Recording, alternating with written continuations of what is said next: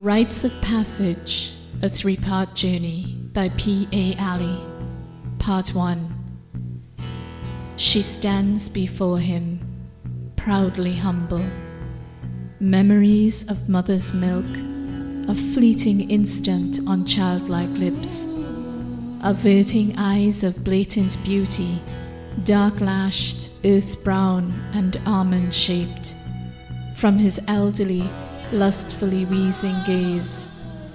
This place of warm, muddy cows and powerful rivers, shrill cries of ancient devotion traveling on gentle breezes, has suddenly become her jail, and her mother's voice an executioner's song. He jingles of money, her family's savior, who will wrench her forever from sun-drenched fields of innocence and laughter. She is 8 years old and about to marry. Part 2. Flames rise and grow, consuming the wood ferociously.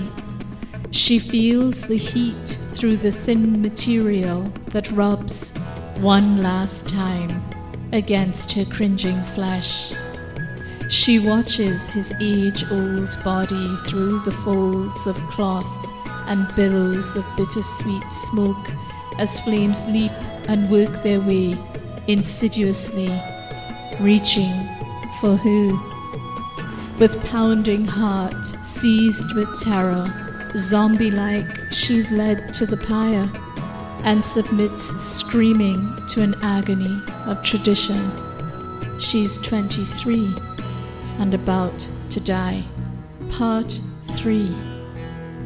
Rising from the ashes of her husband's funeral pyre, she floats through time and space, over continents and seas, and after a rocky voyage on a turbulent, tossing vessel, she lands on the shores of an uncharted land.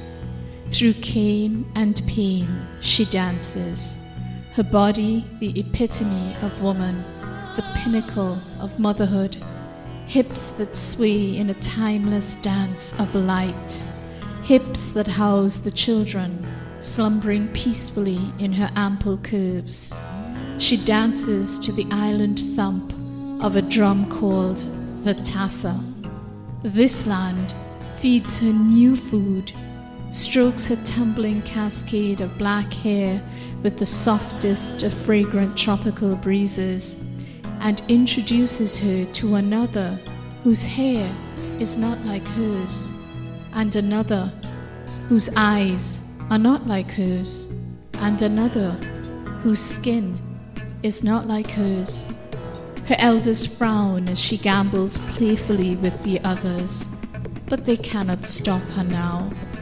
She is too far ahead, shoulder to shoulder with the others of this new world, doing things she never did before, and things she has done since time immemorial, gathering her children beneath her protective gaze, gathering policies to implement her destiny. The elders rumble in discontent, pretend she does not exist. She smiles at her executioners, choosing to remember warm, muddy cows and powerful rivers, shrill cries of ancient devotion traveling on gentle breezes.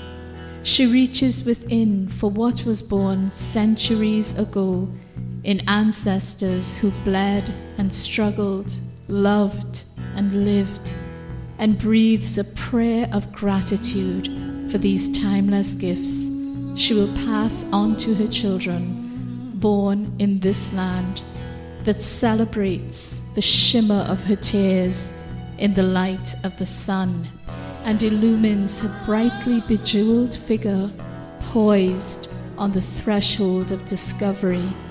Love, firmly planted in this soil. She has righted her passage. She has chosen her luggage. She voyages on.